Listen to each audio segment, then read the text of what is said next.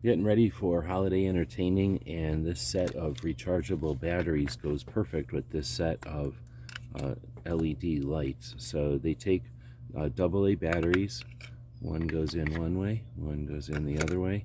Put the lid back on, or the cover back on here, and flip it to on. It's that simple.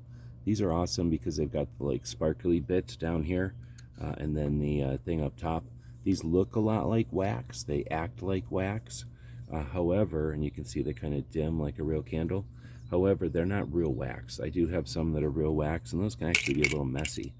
So these are all plastic, and with rechargeable batteries, it takes a little time to go through and swap them out. But this way, if I don't have rechargeables, or if I want to run them longer and I just want to use some regular ones to keep them going, I have that option. So I do like rechargeable ones, but when they're out, they're out. These I can swap out the batteries and keep going. Means I can use these on picnics and tailgating and whenever I want to take the things with me. These are great for the RV as well, as they don't weigh almost anything. They offer a pretty good amount of light, and they definitely have that realistic flicker and flame look to them. Hope this helps.